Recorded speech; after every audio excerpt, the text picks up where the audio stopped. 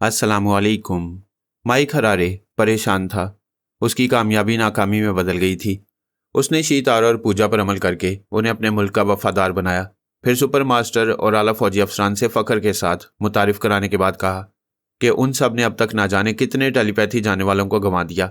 आखिरी बार पूजा भी उनके हाथों से निकल गई और हरारे ने कहा था कि ये सब उन लोगों की बेजा पाबंदियों का नतीजा है, लिहाजा वो आज़ाद रहकर अपने मुल्क और कौम के लिए काम करेगा। लेकिन उसकी ये खुशफहमी और हौसला बहुत ही मुख्तसर मुद्दत के लिए था। जब वो अगली बार शी तारा और पूजा के दिमागों में गया तो उन्होंने सांसें रोक ली। वो दोनों उस राजगाह में भी नहीं थीं जहाँ उन्हें छुपा कर रखा था। वो बड़ा परेशान हुआ कि आखिर ये किसने दुश्मनी की, किसने उसके तनवीमी अमल का तोड़ किया है और दोनों को छीन कर ले गया है। उसने ख्याल ख्वानी के जरिए मुझे मुखातिब किया और बताया कि शी तारा और पूजा दोनों उसके हाथों से निकल गई हैं। उस वक्त मैं सिलसिले में कुछ नहीं जानता था कितने ही दुश्मन थे, किस पर शुबा किया जा सकता था। वैसे उन दिनों जेर ज़मीन रहने वाली देवी का बहुत तज़किरा हो रहा था। उसने तो मेरे बेटे पारस को भी तलब किया था। इन्हीं बातों के पेश नज़र मैंने कहा, दुश्मन तो कई हैं लेकिन मेरा शुबा जेर ज़मीन रहने वाली देवी पर है। हरारे ने पूछा, ये देवी कौन है? आप कैसे कह सकते हैं कि वो जेर ज़मीन रहती है?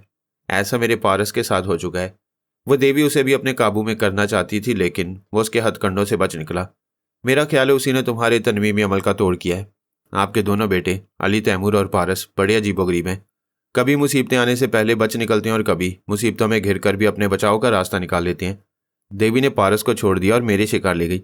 उसके आखिरी फिक्रे में तंज था। मैंने इसे महसूस किया। फिर कहा, मैंने देवी के मुतल्लिक एक राय कायम की है कि शायद उसने तुम्हारे अमल का तोड़ किया है। मैं शतरंज का खिलाड़ी हूँ। अपने सामने तमाम मोहरों की पोजीशन देखकर राय कायम करता हूँ, फिर चाल चलता हूँ। मैंने तस्लीम किया, बेशक मैंने अपनी ज़िंदगी में जितने ज़हीन अफराद देखे हैं उनकी फहरिस्त में तुम्हारा नंबर भी है। आप भी बिलाशुबा ज़हीन है और ये मानते हैं कि चोरी करने वाला पहले यकीन कर लेता है कि जहाँ हाथ की सफाई दिखाने वाला है वहाँ कुछ चुराने के लिए भी है या नहीं। शी तारा और पूजा के बारे में जिसे मालूम होगा कि वो मेरी तहवील में है, उसी ने उन्हें मेरे घर से चुराया है। ये यकीन से नहीं कहा जा सकता कि कितने टेलीपैथी जानने वाले दुश्मनों को तुम्हारी कारकर्दगी का इल्म था। आप सिर्फ दुश्मनों की बात ना करें, दोस्त भी अक्सर मीठा जहर बन जाते हैं। मैंने कहा, यह भी दुरुस्त है। इस लिहाज से मैं ही और पहला आखिरी दोस्त हूँ जिसे यह खबर थी कि तुमने उन दोनों को अपनी मामूला और ताबेदार बनाया। मैं तुम्हारी बातों में तलखी महसूस कर रहा हूँ। वजाहत से कह दो, क्या मुझे मीठा जहर समझ रहे हो? मैं ऐसा समझकर आपका क्या बिगाड़ लूँगा? वैसे अमेरिका के ट्रेनिंग सेंटर में तमाम नए टेलीपैथी जानने वालों को यह सबसे पहले समझाया जाता है कि फरहाद और सोनिया पर कभी भरोसा न करो। वो दोस्त बनकर जान बचाते हैं तो इस मेहरबानी का बहुत बड़ा फ़ायदा भी उठाते हैं। आपने वाकई मेरी जान बचाई। आप खुद शीतारा और पूजा पर तनवीमी अमल कर सकते थे लेकिन यह सब कुछ मुझसे कराया। मुझे उनके दिमागों पर कब्जा जमाने का मौका देकर मुझ पर बहुत बड़ा एहसान किया। यह नई जिंदगी आपकी वजह से जी रहा हूँ, मगर समझ गया हूँ कि आप मुझे ज़िंदगी देकर क्या कुछ हासिल कर रहे हैं। हरारे, ये सब अपने नज़रिए और अकीदे की बातें हैं। फ़ायदा पहुँचता रहे तो सामने वाला दोस्त और किसी दूसरे से नुकसान पहुँचे और वह नुकसान पहुँचाने वाला नज़र न आए तो वही दोस्त दुश्मन नज़र आने लगता है। इस पर जो अकीदा होता है वो मिट्टी में मिल जाता है। आप मेरा एतमाद कायम रखना चाहते हैं तो शी तारा और पूजा को वापस ले आए। अगर वो मेरे पास होती तो अभी तुम्हें मिल जाती, मगर तुम यकीन नहीं करोगे और जब करोगे तो दोस्ती का वक्त गुजर चुका होगा। मैं तो ये जानता हूँ कि वक्त गुजर चुका है। मैं इतनी देर कभी किसी को अपने दिमाग में आकर बातें करने का मौका नहीं देता, लिहाजा अब तुम जाओ। मैंने सांस रोक ली। वो चला गया। अब मैं बाबा साहब के दायरे में सोनिया के साथ एक क्वार्टर में था। वहाँ हमारे दो नन्हे बच्चे थे, किबरिया फरहाद और आला बीबी सानी। दोनों इतने प्यारे थे कि मैं दुनिया को भूलकर उनके साथ ज़्यादा से ज़्यादा वक्त गुजारता था। वो ऐसे सेहतमंद थे कि 1.5 बरस की उम्र में 3-4 बरस के लगते। बहुत प्यारी प्यारी बातें करते। एक बार उनके सामने कोई मुश्किल तरीन बात कह दी जाए तो वो उनके जहन में नक्श हो जाती थी, फिर वो उसे भूलते नहीं थे। इदारे में उन्हें बड़ी उम्दा ट्रेनिंग दी जा रही थी लेकिन सोनिया अपनी जगह एक यूनिवर्सिटी थी। वो अपने बच्चों को ऐसी तरबियत दे रही थी कि इन दोनों बच्चों की जहानत और हाजिर दिमागी अभी से ज़ाहिर होने लगी थी। जनाब तबरेज़ी ने सोनिया से कह दिया था कि जब ये बच्चे 1.5 बरस के हो जाएं तो आजमाइशी दौर शुरू होगा। आला बीबी सानी पर हर बरस के 7वें माह में कोई मुसीबत नाजिल होगी और किबरिया फरहाद तकरीबन 3 बरस की उम्र में कहीं गुम हो सकते हैं। ये तमाम पेशगोइयाँ सुनने के बाद ही मैं दूसरी मसरूफियात छोड़कर अपने बच्चों के पास आ गया था और ये अच्छी तरह समझता था कि अब सोनिया गुमनामी से निकलकर अपने बच्चों की खातिर एक्शन में आएगी। सोनिया ने पूछा, किससे बातें हो रही थी? खैरियत तो है? मैं चाहता था माइक हरारे से दोस्ती रहे, मैं उसे फ़ायदे पहुँचाऊँ और इसके एवज़ वहाँ मुसलमानों की दोस्ती का कायल हो जाए। फिर अमेरिका में इस्लाम दुश्मनी की जो पॉलिसियाँ बनती रहें, माइक हरारे उनकी मुखालफत करता रहे। सोनिया ने कहा, तुमने एक बार उसकी जान बचाई, फिर शीतारा और पूजा को उसके हवाले किया। वो और क्या चाहता है? उसे शुबा है कि मैं फ्रॉड कर रहा हूँ। मैंने ही शीतारा और पूजा को उससे वापस छीन लिया। उनके अमरीकी सेंटर में सबसे पहले यही सबक सिखाया जाता है कि फरहाद और सोनिया पर कभी भरोसा न किया जाए। यानी उसने भी भरोसा नहीं किया, तुम्हारी पिछली नेकियां भुला दी। ये तो मालूम करो कि शीतारा और पूजा कहाँ हैं। मालूम करने की क्या ज़रूरत है? वहाँ अली, तैमूर, पारस और सानी है। उनके बाद हमारी वहाँ ज़रूरत नहीं है। सोनिया ने पूछा, ये देवी क्या बला है? मैं 1.5 बरस से इदारे से बाहर नहीं गई। मुझे बताओ अब तक क्या हो चुका है और अब क्या हो रहा है? मैं उसे तमाम हालात बताने लगा। उधर माई खरारे तिल बैब में तनहा रह गया था। उसका ख्याल था कि दोस्ती ख़त्म होने के बाद शायद मैं उससे दुश्मनी करूंगा, इसलिए उसने रिहाइशगाह बदल ली थी। उसकी अकल समझा रही थी कि फरहाद अली तैमूर से होशियार रहे और उसे दुश्मनी का मौका ना दे। दूसरे ये कि तिलबैब में फरहाद के कितने लोग हैं ये मालूम किया जाए। फिर उसने 2 इंसानी सायों को स्क्रीन पर देखा था। उसकी भी ख्वाहिश थी कि किसी तरह वो गैर मामूली गोलियां उसके हाथ लग जाएं। वो किसी भी साय तक पहुंचना चाहता था। फिर ये मालूम हुआ कि एक साया सर्कस में दिलचस्प तमाशा दिखाएगा, लेकिन उससे पहले ही सर्कस वाला मैदान बमों के धमाकों से उड़ गया। हरारे ख्याल ख्वानी के जरिए वहां के हाकिम के दिमाग में उस वक्त पहुंचा जब गवर्नर हाउस में उनका इजलास हो रहा था। वहां जूडी नॉर्मन के साय ने यह इंकशाफ किया कि वहां की सबसे बड़ी यहूदी तंजीम तबाह हो चुकी है और उसके अहम अफराद मारे गए हैं। इजलास में एक औरत ने आकर जूडी नॉर्मन की तरदीद की और कहा, यह जूडी नॉर्मन झूठ बोलता है। हमारी यहूदी तंजीम सलामत है। मैं इसी औरत की जुबान से अल्पा बोल रही हूँ। उसी वक्त दूसरी औरत ने आकर कहा, मैं भी इसी औरत की जुबान से बोल रही हूँ। देवी जी, सिर्फ तुम ही आवाज़ बदलकर धोखा देना नहीं जानती हो। मैं भी अल्पा की आवाज़ बनाकर बोल रही हूँ, मगर अल्पा नहीं हूँ। अगर तुम हो तो तुमने और तंजीम के दूसरे ख्याल ख्वानी करने वालों ने इन हुक्मरानों और अफसरों से दूसरी आवाज़ में बातें क्यों की थी? अगर कोई मजबूरी थी तो अब अल्पा बनकर क्यों बोल रही हो? माई खरारे छुप छुप कर मालूमात हासिल कर रहा था। फिर पता चला कि जूडी नॉर्मन साय से गोश्त पोस्ट के इंसानी जिस्म में ज़ाहिर हो चुका है और बुरी तरह जख्मी हो गया है। उसके पास जो गैर मामूली गोलियां और फार्मूले थे उन्हें एक जवान लेकर फरार हो गया है। फिर पता चला कि जवान गिरफ्तार हो गया है, लेकिन गूंगा बना हुआ है। पुलिस अफसरान उसे जख्मी करके उसके चोर ख्यालात अपने ख्याल ख्वानी करने वालों को पढ़वाना चाहते थे, लेकिन उस जवान की हिफाजत इतने नामालूम टेलीपैथी जानने वालों ने की थी कि कोई उस जवान को जख्मी करके उसके दिमाग से उसकी असलियत मालूम न कर सका। माइक हरारे उस टॉर्चर सेल के इंचार्ज और अफसरान के दिमागों में झांकता फिर रहा था। इस तरह यह मालूम हुआ कि जवान को बज़ाहिर आज़ाद कर दिया जाएगा, लेकिन उसके एक जूते के तले में इंडिकेटर छुपा दिया जाएगा। इससे मालूम होता रहेगा कि वो कहाँ जा रहा है और किससे मिल रहा है। उन अफसरान के दिमाग में कोई यहूदी ख्याल ख्वानी करने वाला कह रहा था कि बेशुमार ख्याल ख्वानी करने वाले जिस जवान की हिफाजत कर रहे थे वो जवान ज़रूर कुछ ज़्यादा ही अहम होगा। इसलिए दुश्मनों को उस जवान के दिमाग में पहुंचने और चोर ख्यालात पढ़ने का मौका नहीं दिया गया। लिहाजा मालूमात के लिए एक इंडिकेटर उसके एक जूते में छुपा दिया गया था, लेकिन इंडिकेटर से जाहिर होने वाला नतीजा देवी और मंडोला को मालूम होता, इसलिए हरारी ये मालूम न कर सका। उसने एक अफसर के दिमाग से मंडोला का नाम मालूम किया, लेकिन अफसर को मंडोला का पता या फ़ोन नंबर मालूम नहीं था और ना ही वो अफसर किसी देवी के बारे में जानता था। उसका तमाम दिन इसी तरह अधूरी मालूमात हासिल करने में गुजरा। शाम से रात होने लगी। उसे यह भी मालूम नहीं हो सका था कि फरहाद का कोई बेटा या और कोई फैमिली मेम्बर इस शहर में मौजूद है या नहीं। अलबत्ता कल कहती थी कि एक नहीं कई फैमिली मेम्बर्स हैं। उस जवान को टॉर्चर सेल में उन्होंने ही बचाया होगा, क्योंकि इतनी ज़्यादा तादाद में ख्याल ख्वानी करने वाले फरहाद के पास हैं। या फिर MIM ने भी अपने ख्याल ख्वानी करने वालों का मुजाहरा किया था। माइक हरारे ने अच्छी तरह समझ लिया था कि तनहा रहेगा तो धोखा खाकर जूडी नॉर्मन की तरह अस्पताल पहुंच जाएगा। उसने जूडी के अंदर जाकर उसके चोर ख्यालात पढ़े। पता चला कि वो भी अपने मुल्क अमेरिका का वफादार है और सुपर मास्टर की पाबंदियों से आज़ाद रहकर काम करने के लिए अपनी एक टीम बनाना चाहता था। ऐसे ही वक्त वो गैर मामूली गोलियां और फार्मूले उसके हाथ आ गए। अफसोस के ओमान के इजलास में किसी नामालूम जवान ने आकर काम बिगाड़ दिया और उसे गोलियों की एक डिबिया छीनकर साया बन गया। वो साया बन जाने वाला अजनबी जवान भी एक मुअम्मा था। उसने इजलास में कहा था कि MIM से उसका ताल्लुक नहीं है। ये अब तक पता नहीं चल सका था कि वो कौन था और अब कहाँ है। जब हरारी शीतारा को अपनी मामूला बनाने के लिए उसके ख्यालात पढ़ रहा था, तब इतना मालूम हुआ था कि उसी नामालूम साय ने उसकी पिटाई की थी और उसे जख्मी करके अस्पताल पहुंचाया था। इससे अंदाज़ा हुआ कि वो साया शीतारा को नहीं जानता। अगर उसे मालूम होता कि जिसे अस्पताल पहुंचाया वो ख्याल ख्वानी जानती है तो शायद वो शीतारा को अपना बनाकर रखता। हरारी शतरंज की चालों के मुताबिक तमाम हालात को समझ रहा था, इसलिए पारस की चालों को नहीं समझ रहा था। वो सचमुच शीतारा से मोहब्बत करता था, मगर उससे नाराज़ था, इसलिए उसकी पिटाई की थी। वो कार से टकराकर जख्मी हुई और अस्पताल पहुंचाई गई तो पारस को अफसोस हुआ। वो साया बनने के बावजूद उसकी तीमारदारी के लिए जा सकता था। ऐसे में पूजा मिल गई। उसने सानी के जरिए पूजा पर अमल कराया, उसकी पिछली जिंदगी याद दिलाई और तीमारदारी के लिए उसे शीतारा के पास पहुंचा दिया। हरारे पूजा को भी मामूला बनाते वक्त ये मालूम न कर सका कि वो किस तरह सुपर मास्टर से बागी होकर शीतारा के पास आई और आने से पहले किसने उस पर अमल किया है। ये तमाम वाक़यात ऐसे थे कि इनमें दूर तक पारस का नाम नहीं आ रहा था, बल्कि ये मालूम हुआ था कि पारस शीतारा से नफरत करता है। इसीलिए मैंने हरारे को इजाज़त दी थी कि वो शीतारा को अपनी मामूला बना सकता है, और उसने यही किया था, और इसके साथ उसे पूजा भी मिल गई। ये तो मैं भी नहीं जानता था कि शीतारा एक डमी है और असल देवी शीतारा कोई और है।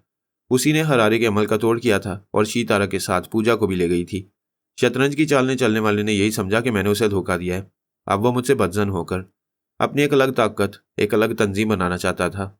इस मकसद के लिए वो सबसे पहले अपने हमवतन जूडी नॉर्मन को अपना लेना चाहता था, ताकि यहूदी उसे कोई नुकसान न पहुंचा सके। वो शाम को इस इरादे से आया तो जूडी ने सांस रोक ली।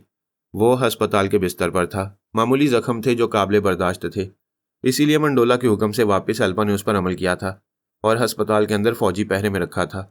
हरारी वहां जाकर खुद फंसने की नादानी नहीं कर सकता था, इसलिए थक हार कर अपनी रिहाइश का जाना चाहता था। वहां जाने से पहले खाने के लिए एक मारूफ रेस्तोरां में आया और खाने लगा। ऐसे वक्त उसे पूजा नजर आई। तमाम दिन की भागदौड़ और नाकामी के बाद गुमशुदा माल मिल रहा था। वो चाहता तो वहीं रेस्तोरां में उसे मुखातिब करता, मगर इतनी अकल थी कि अब वो उसकी मामूला नहीं। जिसने भी उसे मामूला बनाया है वो किसी मकसद के लिए उसे रेस्तोरां में लाया है। फिर यह कि उसके साथ शीतारा नहीं थी। उसने दूर ही से उसे देखा। पुलिस वाले भी नजर आए और वो उस शख्स को गिरफ्तार करके ले गए जो पूजा के सामने बैठा खाना खा रहा था। उन पुलिस वालों ने पूजा से कुछ नहीं कहा। इससे ये बात समझ में आ रही थी कि पूजा किसी यहूदी ख्यालखानी करने वाले के कब्जे में है। वो रेस्तोरां से निकलकर अपनी कार की तरफ जाने लगी। हरारी अपनी कार में आकर बैठ गया।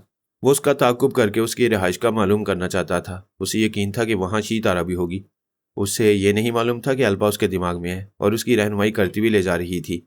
और हरारी की तरह अल्पा और पूजा को यह भी मालूम नहीं था कि उसके अंदर पारस का साया छुपा हुआ है। यूं ये काफिला उस बंगले में पहुंचा जहां सिर्फ शीतारा ही नहीं, मंडोला भी था, और मंडोला के अंदर देवी मौजूद थी। माइक हरारे ने अपनी कार उस बंगले से जरा दूर ले जाकर रोकी और सोच रहा था कि पूजा वहां तन्हा नहीं होगी। वहां शीतारा हो या ना हो, उन पर अमल करने वाला जरूर होगा। थोड़ी देर बाद तस्दीक हो गई। दाऊद मंडोला बंगले से निकलकर उसी कार में कहीं जा रहा था जिस कार में अभी पूजा आई थी। जब वो कार बंगले के हाथे से निकलकर दूर चली गई और एक शाहरा पर मुड़ गई, तो माइक हरारे अपनी कार से उतरकर पैदल चलता हुआ उस बंगले के हाथे में दबे कदमों चोरों की तरह पहुंचा। ये वो वक्त था जब सानी अली के साथ एक कार में आ रही थी। उसने थोड़ी देर पहले जनाब तबरेजी से दरख्वास्त की थी कि शीतारा और पूजा पर रूहानी टेलीपैथी की जाए ताकि देवी उसका तोड़ न कर सके। इस अमल के बाद जरूरी था कि शीतारा और पूजा को उस बंगले से निकालकर अपने बंगले में ले जाया जाए। इसीलिए वो अली के साथ वहां पहुंच गई। माइक हरारे ने पहले बंगले के चारों तरफ दबे पांव चलकर इत्मीनान किया कि अंदर लोग जाग रहे हैं या सो रहे हैं। वहां सिर्फ उसकी मतलूबा शीतारा और पूजा ही हैं या और भी कोई है। यही समझ में आ रहा था कि सिर्फ वही दोनों हैं। फिर वो बंगले के अगले हिस्से में आया। अंदर जाने के लिए दरवाज़ा खुला तो वो खुल गया। उसे बाहर से ना लॉक किया गया था और ना ही अंदर से चिटखनी लगाई गई थी। उसने दरवाजे के अंदर एक कदम रखा, फिर कदम रुक गए। पीछे से किसी ने उसके शाने पर हाथ रखा था। उसने पलट कर देखा, एक सेहतमंद खूबरू जवान खड़ा हुआ था। वो अली की असल सूरत पहचानता था, लेकिन अली दूसरे रूप में था। उसने इशारे से हरारे को बंगले के बाहर आने के लिए कहा। यह ख्याल था कि अंदर शीतारा और पूजा पर रूहानी टेलीपैथी की जा रही होगी या खत्म हो चुकी होगी और दोनों गहरी नींद में होंगी। माइक हराने ने बाहर आकर पूछा, क्या आप यहाँ रहते हैं? अली ने इनकार में सर हिलाया। उसने पूछा, तो फिर आप यहाँ क्यों आए हैं? तुमसे पूछने आया हूँ कि तुम यहाँ क्यों आए हो। अली ने बात खत्म करते ही सांस रोक ली, फिर कहा, अच्छा तो तुम ख्याल ख्वानी भी जानते हो, मगर अफसोस है कि मुझे सांस रोकने का कमाल आता है। अब असल बात बताओ। वो हिचकिचाते हुए बोला, यहाँ 2 लड़कियां हैं, मैंने उन पर अमल किया था मगर दूसरा आमिल उन्हें यहाँ ले आया है। तुम्हारा नाम क्या है? वो मुस्कुरा कर बोला, तुम अभी बच्चे हो, मेरा नाम सारी दुनिया जानती है, मैं फरहाद अली तैमूर हूँ। सानी को हंसी आ गई। अली ने उससे कहा, तुम इन फरहाद साहब का जोग्राफिया दुरुस्त करो, मैं अपना काम करता हूँ। वो अंदर चला गया। सानी ने उल्टा हाथ उसके मुंह पर रसीद किया, फिर कहा, इस हमले का जवाब दो। 1-2 शीजा ने सिर्फ एक हाथ मारा था, नाक से और बाछों से खून निकल आया था। हरारे शतरंज का आलमी चैंपियन था, अपनी जहानत से काम लेकर अपने मुकाबिल की चालों को नाकाम बनाता था, लेकिन वो फाइटर नहीं था। वो रुमाल से नाक और मुंह से बहने वाला खून पहुंचते हुए बोला, देखिए मिस, ये कोई शरीफाना हरकत नहीं है। वो बोली, वो देखो शरीफाना हरकत इसे कहते हैं। हरारे ने देखा। अली शीतारा को कांधे पर लादकर बंगले से बाहर एक वैगन कार में ले जा रहा था। उसने दरवाज़ा खोलकर उसे एक सीट पर लिटाया। फिर वो दोबारा अंदर गया और वहां से पूजा को उठा लाया, उसे वैगन की दूसरी सीट पर लिटाया। सानी ने कहा, अगर चाहते हो कि तुम्हें भी कांधे पर ना उठाया जाए तो अपनी असलियत बता दो। अली उसके सामने आकर खड़ा हो गया, फिर पूछा कि अपना जोग्राफिया बता दिया? वो सहम कर बोला, अभी बताता हूँ, पहले ये तो बता दो तुम दोनों कौन हो? अली ने कहा कि अभी तुमने नहीं देखा, हम कांदा देने वाले हैं और कांदा देने वाले कब्र तक पहुंच जाते हैं। वो सहम कर बोला, मैं हाथापाई करने वाला नहीं हूँ, जिन 2 लड़कियों को तुम ले गए हो उन पर मेरा हक है। मैंने इन पर अमल किया था, मगर फरहाद अली तैमूर ने मुझे धोखा दिया और इन्हें यहाँ पहुंचा दिया। अली ने अपने बाप के खिलाफ ऐसी बातें सुनकर उसके मुंह पर एक घुंसा रसीद किया। वो पीछे की तरफ लड़खड़ाकर कमरे के अंदर जा गिरा। एक ही फौलादी हाथ ने उसे बेहोश कर दिया। उन्होंने दरवाजे को बाहर से बंद कर दिया, फिर वहां से चल पड़े। सानी ने उसे पहले ही एक हाथ मारकर नाक और मुंह से लहू बहाकर उसके दिमाग में जगह बना ली थी और ये मालूम कर लिया था कि वो माई खरारी है। फिर उसने मेरे खिलाफ चंद अल्फाज कहे तो पता चल गया कि हम सब ने मिलकर उसे पहली बार ट्रांसफार्मर मशीन के जरिए तब्दील होने से बचाया था, दूसरी बार यहूदियों से बचाया था। उसका ब्रेन वॉश नहीं होने दिया और उसकी जगह पारस को पहुंचा दिया। फिर मैंने उसे शीतारो और पूजा को मामूला बनाने का मौका दिया। इसके बाद भी वो मेरी मुखालफत में बोलने वाला था, जिसकी सजा अली ने यह दी कि एक ही घूंसा मारकर उसे बेहोश कर दिया। वो कमरे के अंदर जाकर गिरा। बाहर से दरवाज़ा बंद कर दिया गया ताकि वो वहीं पड़ा रहे और दरवाज़ा उस वक्त खुले जब देवी और मंडोला वहां पहुंचे। अभी तो देवी मंडोला के अंदर रहकर शहर में घूम रही थी। वो कार ड्राइव कर रहा था। इंटेलिजेंस वालों ने अपनी मालूमात के मुताबिक खुफिया अड्डों, मशकूक लोगों और जुराइम पेशा अफराद के जो रिकॉर्ड्स रखे हुए थे, उनमें से बहुत से अफराद और अड्डों को मंडोला जानता था और वहां बारी बारी हर जगह जा रहा था। वो और देवी दोनों ही वहां के किसी फर्द से बात करके बाकी तमाम अफराद के जहनों को पढ़ते थे और उस जवान के हुलिया और लिबास वगैरह के बारे में मालूम करते थे। जो भी काली जैकेट और सफ़ेद पैंट में दिखाई देता, उसके दिमाग में घुसकर उसकी असलियत मालूम करते और मायूस हो जाते। फिर ब्रेन आदम ने मोबाइल फ़ोन से रब्ता किया और कहा, यरूशलेम जाने वाले रास्ते में जो तीसरी चेक पोस्ट है, वहाँ एक मुसाफिर बस मामूल के मुताबिक आधे घंटे के लिए रुकी थी। टॉर्चर सेल का एक अफसर 2 दिनों की छुट्टी लेकर अपनी जीप में यरूशलेम जा रहे हैं। उसने उस जवान को मुसाफिर बस में देखा है। आप हुक्म दें क्या किया जाए? मंडोला ने कहा, बस ड्राइवर को राजदारी से समझाओ कि वो बस में कोई खराबी पैदा करके वहां हमारे आने तक रुका रहे और मुझे फ़ोन पर उस अफसर की आवाज़ सुनाओ। ब्रेन आदम ने यही किया। दोबारा उस अफसर से रब्ता करके उसे अहकामात सुनाए कि उसे किस तरह बस ड्राइवर को राजदार बनाना और इस बस को रोके रखना है। अफसर ने कहा, मैं यही करूंगा। जब तक दूसरा हुक्म नहीं मिलेगा इस बस को आगे नहीं बढ़ने दूंगा। देवी और मंडोला ने ब्रेन आदम के दिमाग में रहकर अफसर की बातें सुनी, मगर वहां सुनने वाले सिर्फ 2 नहीं थे, 3 थे। तीसरा पारस का साया जो मंडोला के अंदर समाया हुआ था। देवी ने मंडोला से कहा, अब तुम ख्याल ख्वानी ना करो, तेजी से ड्राइव करके उधर पहुंचो, मैं अफसर के पास जा रही हूँ। मंडोला ने हाईवे पर कार की रफ्तार तूफानी कर दी। वह जानता था कि अब देवी उसकी आमद तक इस बस को आगे नहीं जाने देगी। इसके बाद वही जानती थी कि इस जवान के साथ क्या सलूक करना चाहिए। वो शायद इसे ना रोकेगी ना टोकेगी। ऐसा करने से इस जवान के ख्याल ख्वानी करने वाले फिर आ सकते थे और टॉर्चर सेल की तरह बस में भी खून खराबा कर सकते थे। अब वो दूसरी ही हिकमत अमली आजमाएगी। वो तेज़ रफ्तारी से ड्राइव करने के बायस 1 घंटे में वहां पहुंच गया। वहां बस ड्राइवर ने अफसर के हुक्म की तामील की थी और फिर देवी ने ड्राइवर के दिमाग में घुसकर उसे बस को किसी बहाने रोके रखने पर मजबूर किया होगा। जब मंडोला की कार करीब पहुंचने लगी तो वो बस स्टार्ट होकर आगे बढ़ गई। देवी ने मंडोला के पास आकर कहा, मैंने उस जवान को देखा है, वो इस बस में मौजूद है। हम देखेंगे कि वो कहाँ जा रहा है, किन लोगों से मिल रहा है और कहाँ पनाह ले रहा है। मंडोला के दिमाग में होने वाली देवी की बातें पारस नहीं सुन सकता था, क्योंकि उसे किसी के दिमाग में झांकना या ख्याल ख्वानी करना नहीं आता था। लेकिन मंडोला तन्हाई में बुड़बुड़ाने या ज़ेरेलब बातें करने के अंदाज में जो जवाबात देता था या देवी से सवालात करता था, इसके जरिए उन दोनों की बातें किसी हद तक समझ लेता था और उसने यही समझा था कि वो इस जवान को इस बात से बेखबर रख रहे हैं कि उसका ताकुब किया जा रहा है। थोड़ी देर बाद सानी ने आकर कोड वर्ड्स अदा किए। पारस ने सोच के जरिए बताया कि देवी मंडोला के अंदर मौजूद है और आगे जाने वाली बस में बैठा हुआ वो जवान बैतुल मुकद्दस जा रहा है।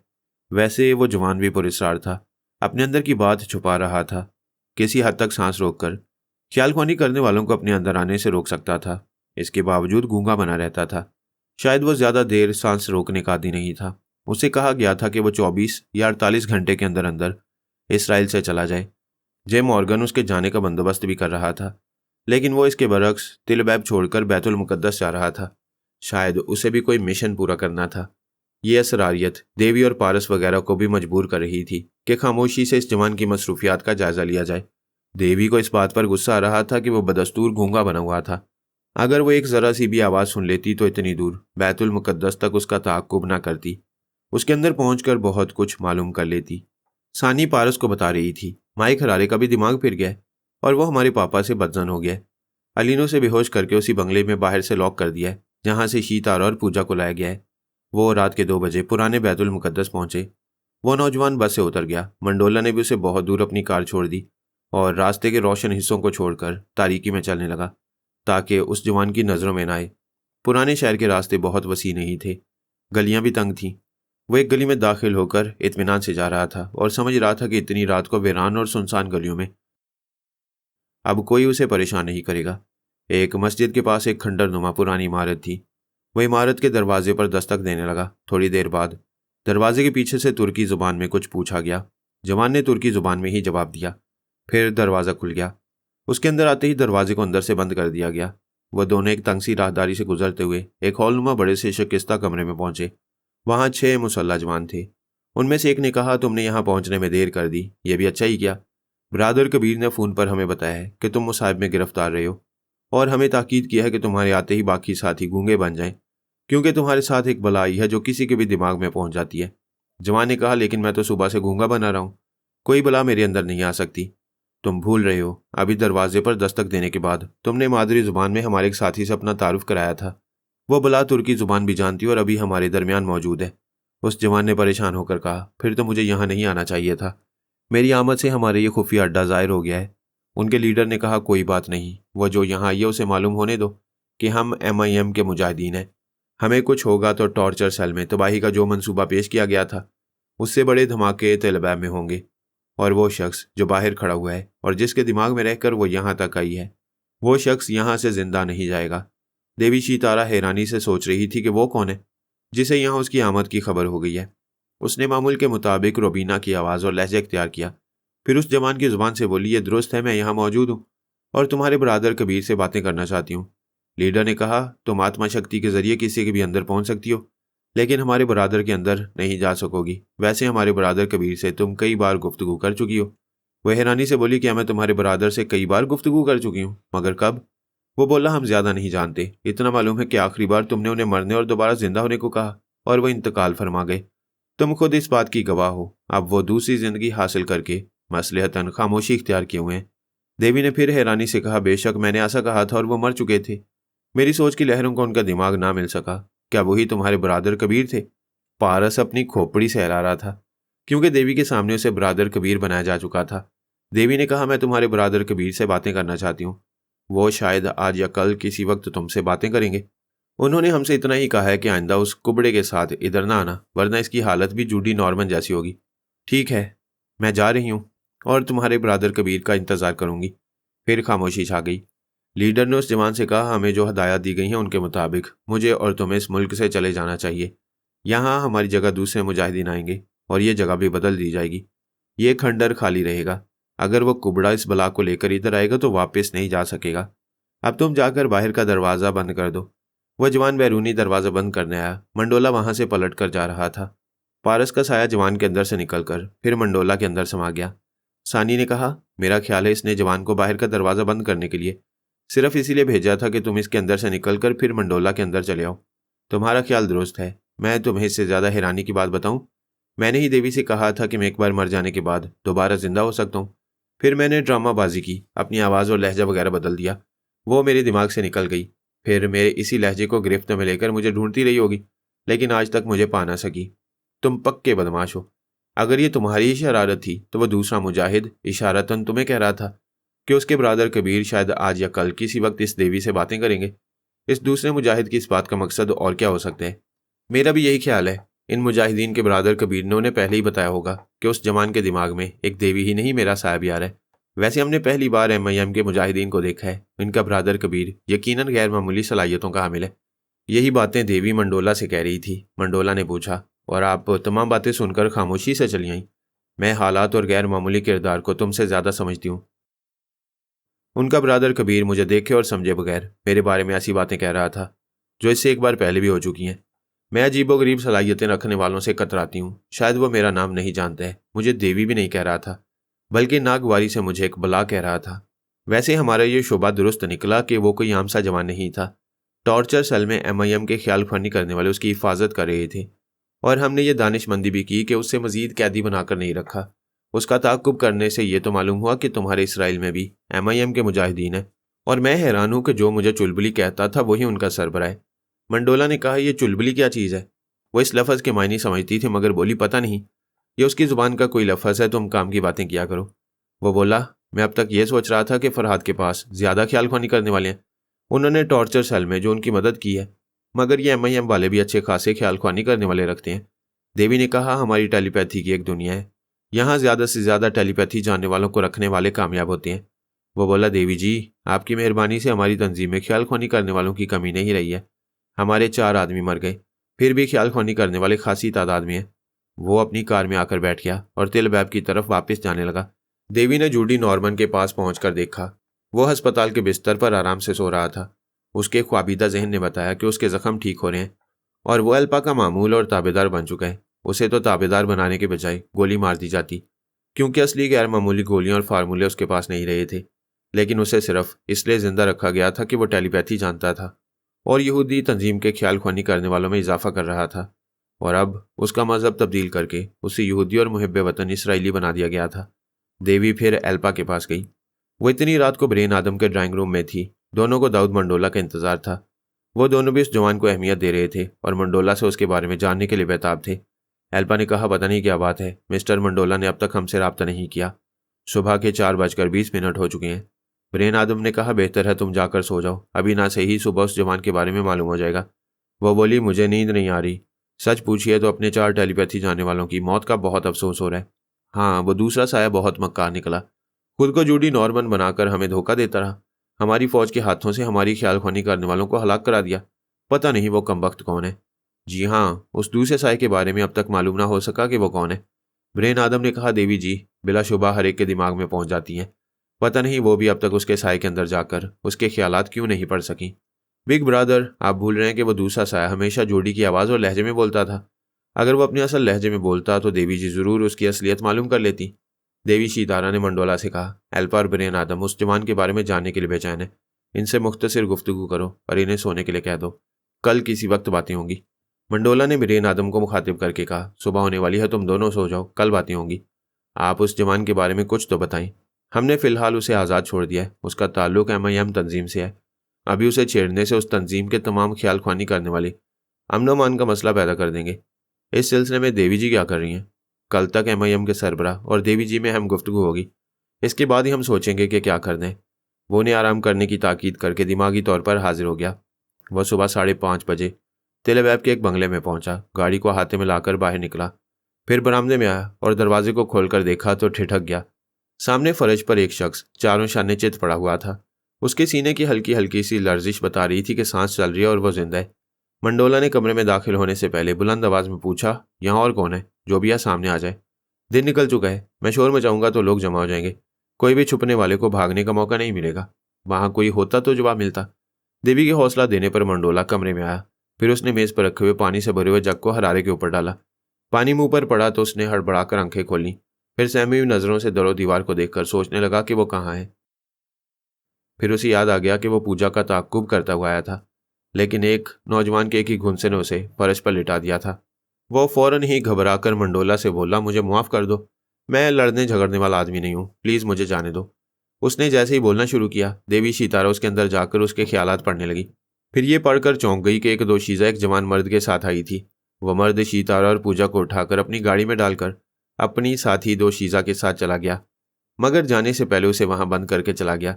देवी ने कहा, मंडोला, किसी ने शीतारा और पूजा को अगवा किया है। मैं उसे अगवा करने वाले से निमट लूंगी। फिलहाल इस शख्स के हाथ पांव अच्छी तरह बांधकर किसी कमरे में डाल दो। यह भी टेलीपैथी जानता है और यह शतरंज का आलमी चैंपियन माइक हरारे है। यह भी शीतारा और पूजा को हासिल करने आया था मगर मात खा गया है। मंडोला ने देवी के अहकामात पर अमल किया। माइक हरारे बेहोशी के बाद कमजोरी महसूस कर रहा था। मंडोला से अपनी रिहाई की जंग ना लड़ सका। फिर देवी भी उसके अंदर रहकर उसे लड़ने और भागने का मौका न देती। मंडोला उसे दूसरे कमरे में ले गया, फिर एक बिस्तर पर लिटाकर उसके हाथ पांव बांध दिए। इसके बाद मंडोला ने देवी से पूछा, क्या आपने मालूम कर लिया है कि इन दोनों को अगवा करके कहाँ ले जाया गया है और अब हमें उन्हें हासिल करने के लिए कहाँ जाना होगा? देवी ने मुस्कुराकर कहा, यह मालूम करना कौन सी बड़ी बात है। चोर हमारा माल खुद अभी वापस लाएगा। वो नहीं जानती थी कि वहाँ सानी और अली आए थे, लेकिन जाने का तरीका मालूम था। डमी शीतारा और पूजा उसकी मामूला थी। उनके अंदर पहुंचते ही मालूम हो जाता कि वह दोनों कहाँ हैं और उन्हें ले जाने वाला कौन है। देवी शीतारा ने मामूल के मुताबिक पहले रस्मी तौर पर ख्याल ख्वानी की परवाज की। उसकी सोच की लहरों ने डमी के दिमाग को तलाश किया, मगर वो बरसों का ताबेदार दिमाग नहीं मिला। इस बात पर जरा हैरानी हुई। उसने पूजा की आवाज़ और लहजे को गिरफ्त में लिया। उसकी सोच की लहरें फिजा में भटकती रही मगर उसे पूजा का दिमाग नहीं मिला। तब देवी ने संजीदगी से सोचा, क्या किसी ने उन दोनों पर किए हुए मेरे अमल का तोड़ किया है? दाऊद मंडोला एक सोफे पर सर झुकाए बैठा था और इंतजार कर रहा था कि देवी जी अभी से मुखातिब करेंगी। लेकिन जब देर हो गई तो उसने मुखातिब किया, देवी जी, आपका ये गुलाम आपके किसी हुक्म का मुंतजिर है। उसे जवाब नहीं मिला। उसने 2-3 बार मुखातिब किया, फिर सोफे पर लेट गया। पारस का साहब भी उसके अंदर आराम से लेटकर सोने लगा। सानी उससे ये कहकर चली गई कि आराम करो, अभी देवी जी देर तक भटकती रहेगी। और वो भटक रही थी और सोच रही थी, ऐसा दुश्मन कौन होगा जो 2 हसीन औरतों को बंगले से कहीं ले जाकर कत्ल कर दे। देवी सीतारा के इल्म में ऐसा कोई दुश्मन नहीं था। वह जमीन की तह में दिमागी तौर पर हाजिर होकर महादेव शिव शंकर की मूर्ति के आगे हाथ जोड़कर पूछने लगी, ये क्या हो रहा है? मैंने सोचा भी नहीं था कि वो दोनों एक साथ इस बंगले से कहीं ले जाई जाएंगी और कोई दुश्मन उन्हें कत्ल कर देगा। वो अपने भगवान को पुकारने लगी, हे भगवान, मुझे जिस हद तक आत्मा शक्ति मिली है उसे और बढ़ा दे। मुझे इतनी शक्ति दे कि मैं उन दोनों को जिंदा या मुर्दा देख सकूं, और अगर वाकई उन्हें हलाक किया गया है तो मैं उनके कातिल को पहचान सकूं। कहते हैं कि रूहें भटकती हैं। बाज़ अफराद दावा करते हैं कि उन्होंने अपने किसी अजीज़ की रूह की झलक देखी है। ऐसा बहुत ज़्यादा चाहत, बहुत ज़्यादा दिली लगाव के बायस भी होता है कि मरने वाला आंखों के सामने कभी कभी आकर मुस्कुराता है, अपनी ज़िंदगी की कोई पिछली बात दोहराता है, फिर गायब हो जाता है। देवी सीतारा को अपनी डमी से कोई दिली लगाव नहीं था, लेकिन पिछले 4 बरसों से पारस की वजह से वह डमी से खास लगाव रखती आई थी। शायद इसीलिए प्रार्थना करते वक्त उसे डमी की धीमी धीमी सी सरगोशी सुनाई दी। वो कह रही थी, मैंने पारस को सिर्फ अपना बदन ही नहीं अपना दिल भी दिया है। वो भी मुझे दिलो जान से चाहता है। वो असली और नकली औरत, असली और नकली सीतारा को नहीं बल्कि मेरी शख्सियत, मेरे औरतपन और मेरी दिल रुबाई पर जान देता है। मैं मोहब्बत के इम्तिहान में पास हो चुकी हूँ और तुम उसकी मोहब्बत में सिफर हो, कुछ भी नहीं हो। उसके और दुनिया के लिए महज एक देवी हो। किसी भी देवी की पूजा की जाती है, मोहब्बत नहीं की जाती। और महबूबा की पूजा नहीं की जाती, उसे मोहब्बत की जाती है। इसलिए वो मुझसे, सिर्फ मुझसे मोहब्बत करता है। जो डमी थी वो जीत चुकी है, जो असली थी वो हार गई है, हार गई है। वो भगवान से प्रार्थना करना भूल गई। बिल्कुल खामोश रहकर समझने की कोशिश कर रही थी कि वाकई वो अपनी डमी की आवाज़ सुन रही है या ये महज वाहमा है। टेलीपैथी सर के अंदर बोलती है और मोहब्बत का जादू सर चढ़ के बोलता है। यह समझने में दुश्वारी हो रही थी कि वो अंदर बोल रही है या पारस की सीतारा सर चढ़कर बोल रही है। डमी सीतारा हुस्न जमाल में देवी सीतारा से कम नहीं थी। उन दोनों के चेहरों में ज़रा फर्क था, आवाज़ भी मुख्तलिफ थी। बाकी एक मर्द पर जादू करने के लिए एक औरत के पास कुदरत के जो एहतियात होते हैं वो सब कुछ डमी के पास थे। शायद इसलिए उसकी समात में यह आवाज़ गूंज रही थी कि डमी जीत गई और असली हार गई, और उसकी हार पर कहकों की आवाज़ें भी गूंज रही थीं। देवी सीतारा फिर एक बार अपनी आत्मा शक्ति को आजमाना चाहती थी। उसने महसूस किया कि वह एक धुंधलक्के में पहुंच गई है और इस धुंध में कुछ ऐसी आवाज़ें सुनाई दी हैं जैसे खट की आवाज़ के साथ टेलीफोन का रिसीवर रखा गया हो। वो फ़ौरन ही ख्याल ख्वानी की परवाज़ करके दाऊद मंडोला के पास पहुंची।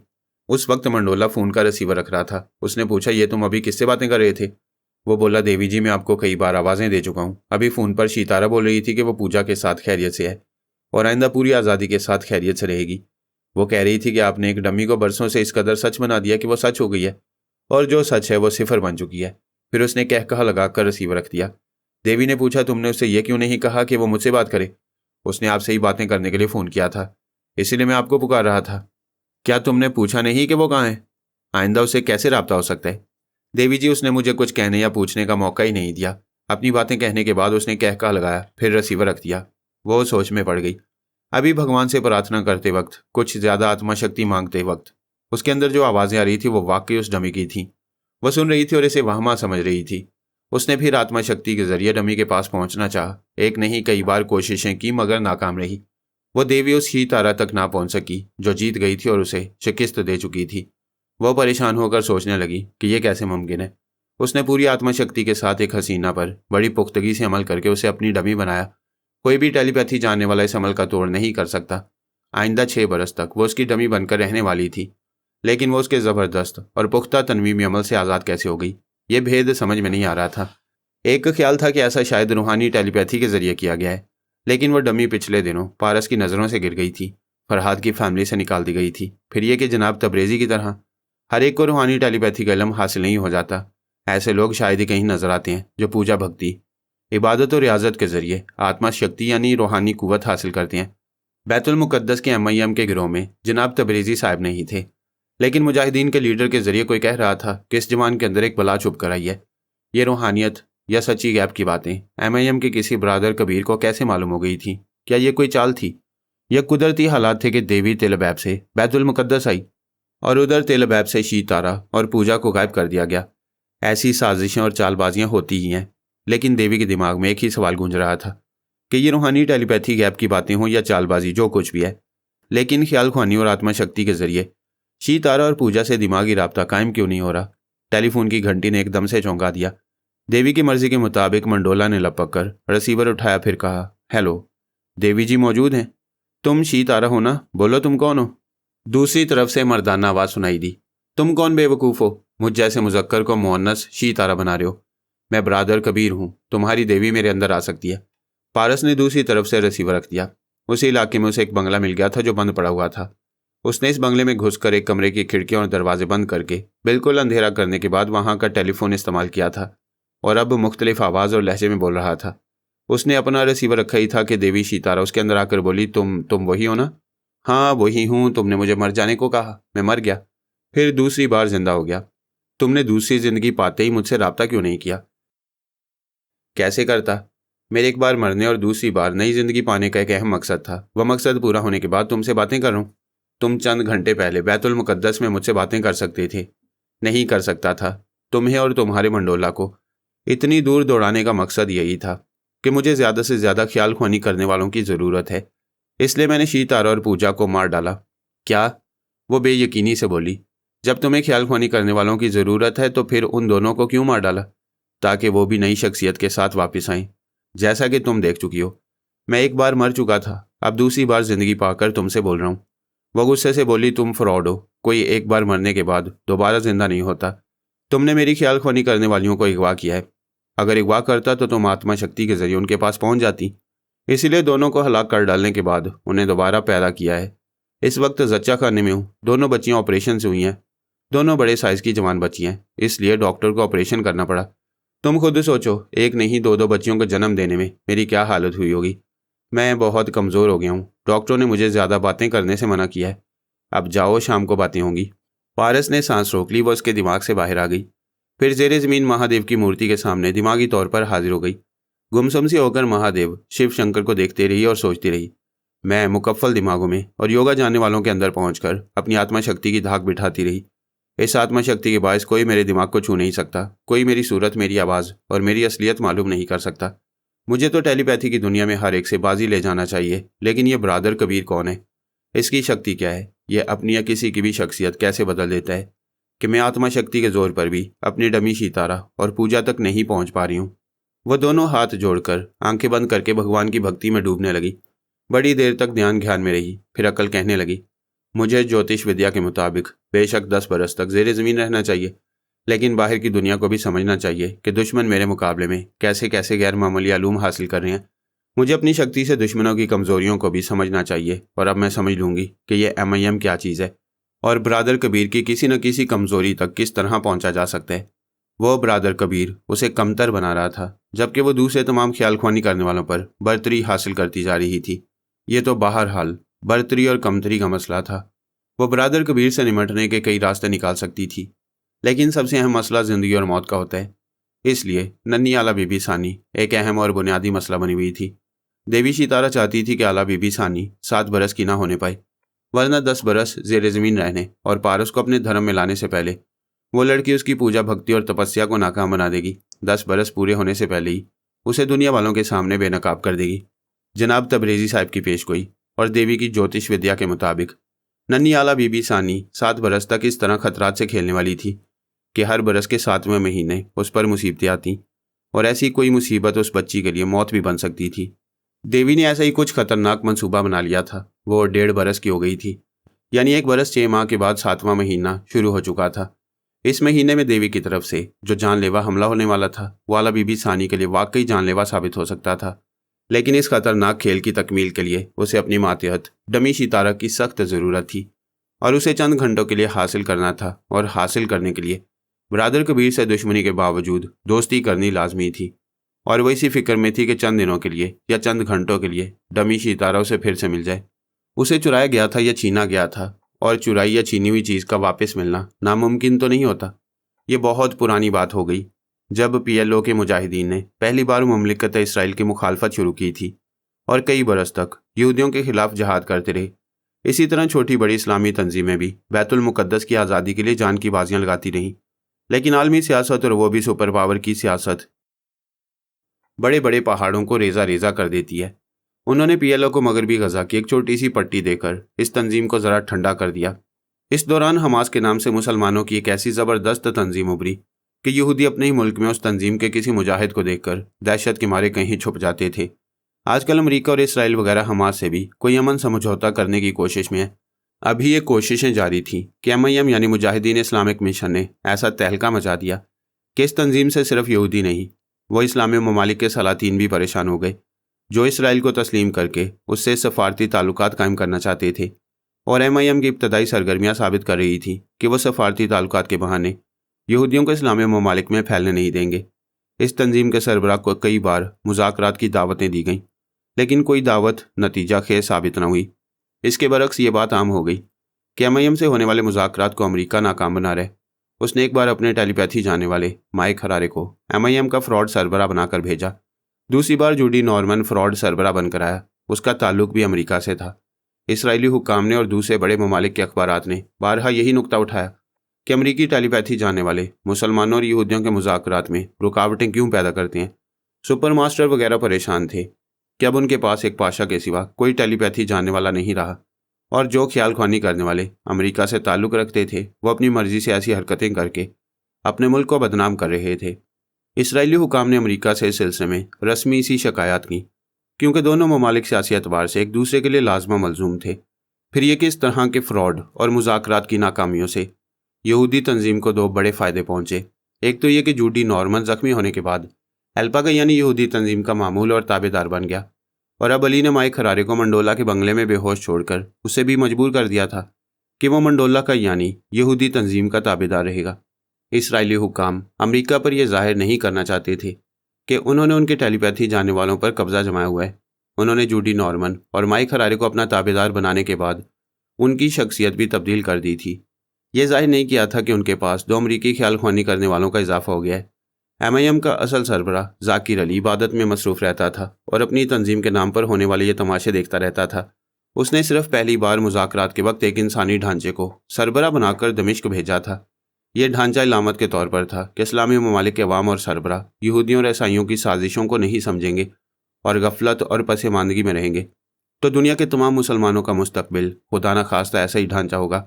फिर जाकिर अली ने पहले इजलास में यह भी कहा था कि MIM का सुराग लगाने और उसके सरबराह को हसीन औरतों के जरिए फांसने का मंसूबा बनाया गया है, इसलिए खुद सरबराह नहीं आया। मुज़ाकरात के लिए इंसानी ढांचा ही काफ़ी है जिसे कोई गिरफ्तार नहीं कर सकेगा, और वाकई ना कोई सरबराह के अड्डे का पता मालूम कर सका ना उसे गिरफ्तार कर सका। वह ढांचा उनके सामने ही मोम की तरह पिघल गया। इसके बाद ही दूसरे तमाम इजलासों में MIM के नाम से फ्रॉड सरबराह आने लगे ताकि मुजाहिदीन की इस तंजीम को दुनिया वालों के सामने फ्रॉड साबित किया जा सके। ऐसी साजिशें करने का कोई खातिर ख्वाह नतीजा नहीं निकल रहा था। जब ऐसे तमाशे हो चुके तो MIM के सरबराह ने इस्लामी ममालिक के सरबराहान और वहाँ के अहम ओहदेदारान के नाम एक तफसीली ख़त टाइप किया। इस ख़त की कई कॉपियाँ तैयार की और उन्हें तमाम इस्लामी ममालिक में अरसाल कर दिया।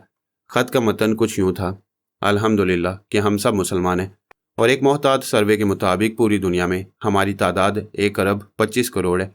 जितनी हमारी तादाद है उतना ज़्यादा हमारा ईमान नहीं है। मुसलमान कहलाना आसान है, मुसलमान होना बहुत मुश्किल।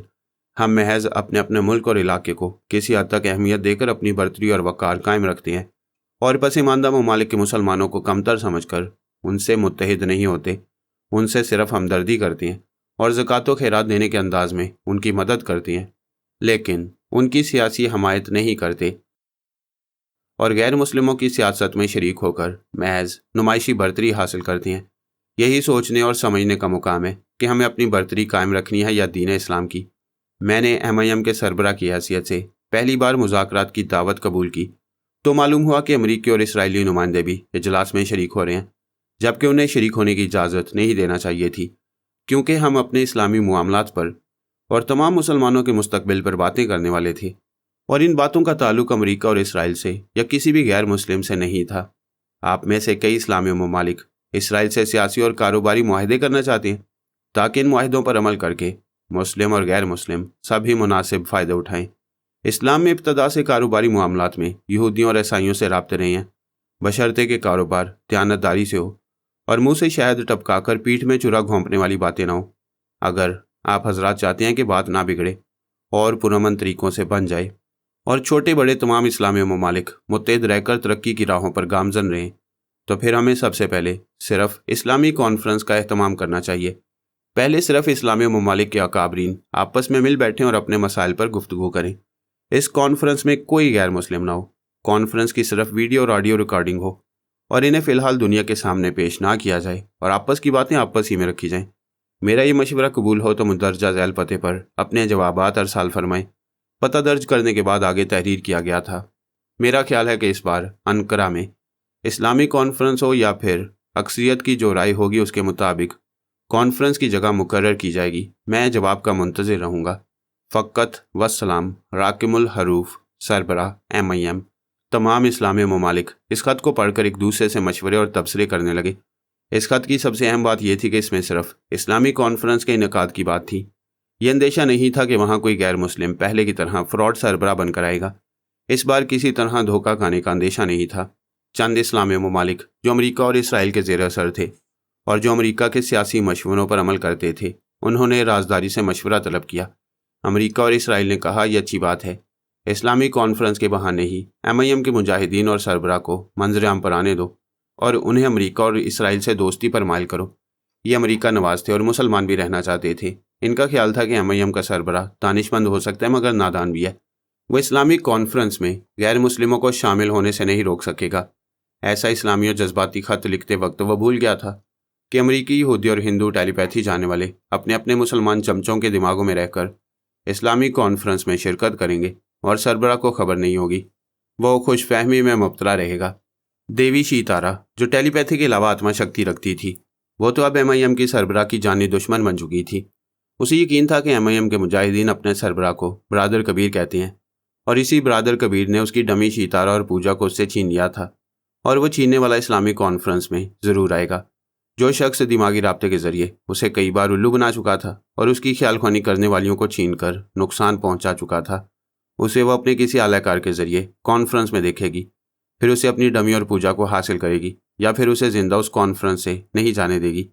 MIM में सरबरा जाकिर अली यानी वार्नर हैग के सिवा कोई टेलीपैथी नहीं जानता था, लेकिन मेरे ख्याल ख्वानी करने वालों ने कई बार काफ़ी तादाद में मुजाहिदीन की मदद की थी और MIM के नाम से दुश्मनों को टेलीपैथी का जवाब टेलीपैथी से दिया। इसलिए दुश्मन ये समझ रहे थे कि MIM के सरबरा की पुश्त पर बेशुमार ख्याल ख्वानी करने वाले रहेंगे।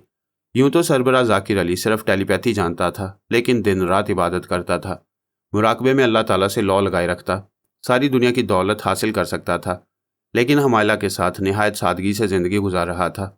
उसे देखने और जानने वाले वलीउल्लाह कहते। बरसों की सच्ची और बेगर्ज इबादत गुजारी ने उसे कश्फ़ो कमाल अता किया था और वह बहुत सी नामुनासिब छुपी हुई बातों को समझ लिया करता। यही वजह थी कि देवी जब उस MIM के जवान के अंदर छुपकर बैतुल मुक़द्दस की उस खंडर नुमा इमारत में गई थी, तो जाकिर अली ने मुजाहिदीन के एक लीडर के ज़रिए कह दिया था कि इस जवान के अंदर एक बला मौजूद है और इशारतन पारस से भी कहा था कि वो आजकल में देवी से बातें करने वाला है। पारस समझ गया था कि एक बार मरने का ढोंग रचाकर उसे दूसरी बार जिंदा होकर देवी से बातें करना चाहिए। इस तरह बात यूं बनी कि देवी ने पारस को MIM का बरादर कबीर समझ लिया और ये भी समझ लिया कि इस्लामी कॉन्फ्रेंस में जो भी सरबराह आएगा वो उसका दुश्मन बरादर कबीर ही होगा। इस्लामी कॉन्फ्रेंस के लिए मुश्तरका तौर पर यह तय किया गया कि वो अगले हफ्ते अनकरा में होगी और तुर्की के हुकूमत मेज़बानी के फ़राइज़ अंजाम देगी। जिस इमारत में ये इजलास होगा उसके अतराफ़ 4 मील तक आम राहगीरों के लिए रास्ते बंद रहेंगे। तमाम सरबराहान और ओहदेदारान को फ़ौजी एयरपोर्ट से सख्त इंतज़ामात के साथ लाया जाएगा। किसी भी गैर मुस्लिम को ऐसे किसी रास्ते से गुजरने की इजाज़त नहीं दी जाएगी और गैर मुस्लिम इखबारी रिपोर्टर्स और फोटोग्राफर्स को भी इस इजलास में शरीक होने का इजाज़तनामा नहीं मिलेगा। जिन ममालिक के पास टेलीपैथी जानने वाले मौजूद थे वो मुतमईन थे। उन्हें अपने मुल्क में बैठे ही बैठे इस इस्लामिक कॉन्फ्रेंस की मुकम्मल रिपोर्ट मिलने वाली थी।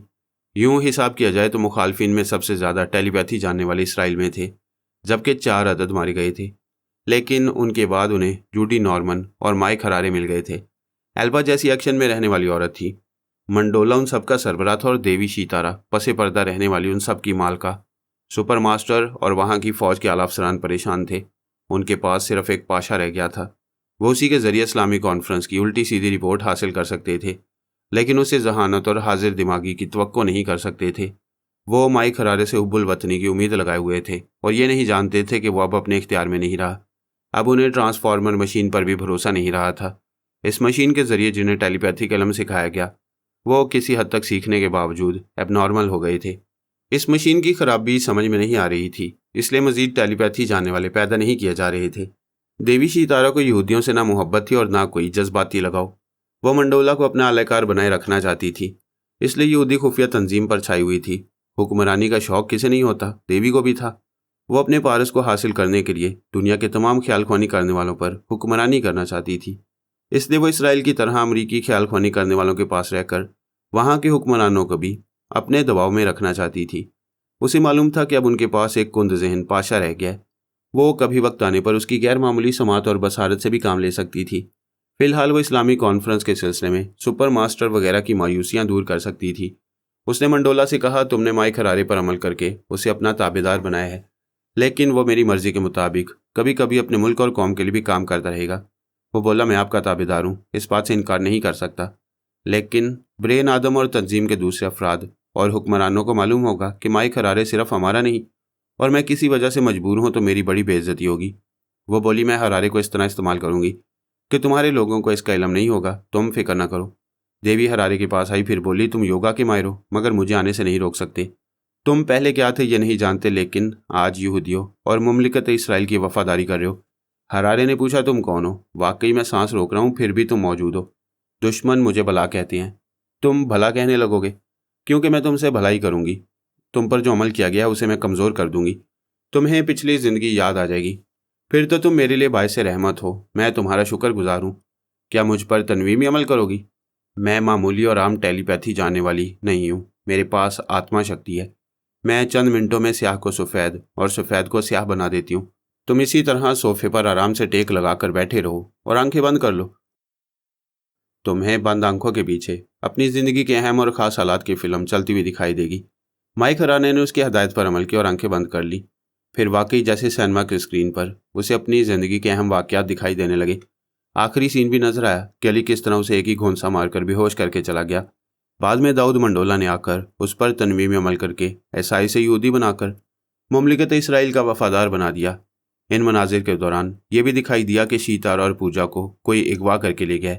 फिर बंद आंखों के पीछे ये मालूमात फराहम की गई कि अगले हफ्ते अंकारा में इस्लामी कॉन्फ्रेंस होने वाली है, वहाँ गैर मुस्लिमों का दाखिला ममनू है। सुपर मास्टर वगैरह परेशानी से सोच रहे हैं कि उनके पास माइक हरारे जैसे ख्याल ख्वानी करने वाले होते तो वो ज़र खरीद मुसलमानों के अंदर रहकर इस्लामी कॉन्फ्रेंस की तमाम खुफिया रिपोर्ट हासिल कर लेते। फिर ये कि हरारे की मामूला बनने वाली शीतारा और पूजा भी बहुत काम आती। माइक हरारे ने आंखें खोल दी, वो सब कुछ याद आ गया। मैं यहूदी नहीं, ईसाई हूँ, अमरीकी हूँ, और मैं मुल्क की खातिर किसी ज़र खरीद मुसलमान के दिमाग में रहकर उस कॉन्फ्रेंस में जाऊँगा और वहाँ की मुकम्मल रिपोर्ट हासिल करूँगा। देवी ने कहा, मैंने तुम्हें पिछली ज़िंदगी याद दिलाई है, तुम्हारी असलियत तुम्हें बताई है, मगर तुम ईसाई भी रहोगे और यहूदी भी, अमेरिका के लिए भी काम करोगे और इसराइल के लिए भी। नहीं, मैं सिर्फ अमरीकी हूँ, मुहिब्बे वतन हूँ, सिर्फ अपने वतन के लिए काम करूँगा। देवी ने उसे आंखें बंद करने पर माइल किया। उसने आंखें बंद की, फिर चंद सेकंड के बाद खोली। देवी ने कहा, तुम्हारी हुब्बुल वतनी की ऐसी की तैसी, अब बोलो तुम कौन हो? वो परेशान होकर थोड़ी देर सोचता रहा, फिर बोला, मैं कुछ भी नहीं हूँ, तुम जो कहोगी वही रहूँगा। तुम ईसाई भी रहोगे और यहूदी भी, अमेरिका के वफादार भी रहोगे और इसराइल के भी। जाओ और सुपर मास्टर को तसल्ली दो कि तुम शीतारा और पूजा के साथ इस्लामिक कॉन्फ्रेंस में रहोगे और अमरीकी हुकाम को मुकम्मल रिपोर्ट फराहम करोगे। लेकिन उन दोनों को तो अगवा कर लिया गया है, तुम गैर मामूली सलाहियतों की हामिल हो। क्या बता सकती हो कि वो दोनों कहाँ हैं? मैं जानती हूँ, उन दोनों को MIM का सरबराह ब्रादर कबीर ले गया है। मैं तदबीर कर रही हूँ, हम उन दोनों को हासिल भी करेंगे और ब्रादर कबीर को भी अपने काबू में करेंगे। तुम जो कहोगी वो करूँगा, मैं तुम्हारा ताबेदार हूँ। तुम सिर्फ मेरे नहीं बल्कि दाऊद मंडोला के तनवीमी अमल के मुताबिक उसके भी ताबेदार होगे। मैं जब चाहूँगी तुम सबके मजाज बदल दिया करूँगी। अब जाओ और अपने सुपर मास्टर को तसल्ली दो। वो बैठे बैठे ख्याल ख्वानी के जरिए सुपर मास्टर के पास पहुँच गया। पहले दफ्तर के बाहर खड़े हुए मुसल्ला फौजी जवान के अंदर जाकर उसे दफ्तर में ले गया। वहाँ फौजी अफसरान अहम गुफ्तगू कर रहे थे। सुपर मास्टर ने नागवारी से पूछा, तुम इजाज़त हासिल के बगैर क्यों आए हो? फौजी जवान ने कहा, मैं नहीं आया हूँ बल्कि हरारे आया है, माइक हरारे। उन सब ने चौंक कर उसे देखा। फिर एक आला अफसर ने कहा, मिस्टर हरारे, अभी हम तुम्हें याद कर रहे थे। वो बोला, मुझे अंदाज़ा था कि इस्लामी कॉन्फ्रेंस होने वाली है और ऐसे वक्त मैं ही काम आऊँगा। अगर आप लोग पाशा से काम लेंगे तो पछतावे के सिवा कुछ हासिल नहीं होगा। बेशक हम ये सोच रहे थे कि तुम नहीं आओगे, तो हम पाशा की गैर मामूली समाज से काम लेंगे। वो यहाँ बैठकर कॉन्फ्रेंस में होने वाली तमाम गुफ्तगू सुनता रहेगा। वो गुफ्तगू साथ साथ अपनी ज़ुबान से दोहराता रहेगा और वह तमाम बातें हम रिकॉर्ड करते रहेंगे। माइक हरारे ने कहा, यह तरीका भी बहुत खूब है। आप लोगों को पाशा की सलाहियत से फ़ायदा उठाना चाहिए। उधर मैं भी शीतारा और पूजा के साथ ख्याल ख्वानी के जरिए मौजूद रहूँगा। सुपर मास्टर ने कहा, तुमने यहाँ आकर हमारी तमाम परेशानी दूर कर दी है। वैसे कभी शीतारा और पूजा से भी हमारी बात करो। ज़रूर कराऊंगा, लेकिन अभी वह दोनों दूसरी जगह मसरूफ़ हैं। अच्छा, अब मैं चलता हूँ, फिर किसी वक्त आऊँगा। माइक हरारे दिमागी तौर पर अपने सोफे पर हाजिर हो गया। फिर उसने सोच के जरिए देवी को आवाज़ दी। जवाब में मंडोला ने सोच के जरिए कहा, देवी जी मसरूफ़ हैं, मैं तुम्हारा आमिल बोल रहा हूँ। तुमने देवी जी के हुक्म पर अमल किया। अपने सुपर मास्टर के पास जाकर उसे तसल्ली दी। बस इसी तरह अहकामात की तामील करते रहो। देवी जी हर बला से तुम्हारी हिफाजत करती रहेंगी। गैर मुस्लिमों को यह मंजूर है कि तूफान, सैलाब और जल्जले आते रहें, लेकिन तमाम मुसलमान यकजा न हो। दुनिया में उनकी इतनी बड़ी तादाद है कि ये मुत्तहद हो जाएं तो फिर कोई दूसरी सुपर पावर नहीं बन सकेगी। ख्वाह वो अमरीका हो, इसराइल हो या भारत हो। वह इस्लामी कॉन्फ्रेंस भारत के लिए भी तशवीश का बायस बन गई थी, क्योंकि उसके मशरिक, मगरिब और शुमाल में इस्लामी ममालिक थे। इन तमाम ममालिक के दरमियान वो जैसे एक चुटकी में रहेगा। जितने भी एटम बम और मिसाइल तैयार कर ले, मुसलमानों का कुछ नहीं बिगाड़ सकेगा। उन्हें मारने के लिए हथियार की नहीं, हिकमत अमली की ज़रूरत थी। ईसाई, यहूदी और हिंदू तीनों की ये मुश्तरका प्लानिंग थी कि मुसलमानों को ख्वाह कितना ही सर पर चढ़ा लिया जाए, लेकिन उन्हें कभी मुत्तहद ना होने दिया जाए। ये यकजा होंगे तो दूसरी तमाम कौमों का शहराजा बिखर जाएगा। मौजूदा हिकमत अमली बहुत खूब है कि इस्लामी ममालिक मुत्तहद नहीं हो पाते और आपस में इत्तेहाद ना होने के बायस ये बड़े बड़े इस्लामी ममालिक एक नाखून बराबर इसराइल के दबाव में शऊरी या गैर शऊरी तौर पर रहते हैं। भारतीय हुक्मरान और इनकी फ़ौज के आला अफसरों के लिए ये बात परेशान कुन थी कि वह इस्लामी कॉन्फ्रेंस की कार्रवाई नहीं देख सकेंगे, उनकी खुफिया गुफ्तगू नहीं सुन सकेंगे, क्योंकि वहाँ गैर मुस्लिमों का दाखिला ममनू था। एक फ़ौजी अफसर ने कहा, अमेरिका और इसराइल के पास कई ख्याल ख्वानी करने वाले मौजूद हैं। वह छुप कर इस कॉन्फ्रेंस में जा सकेंगे। काश हमारे पास भी कोई टेलीपैथी जानने वाला होता।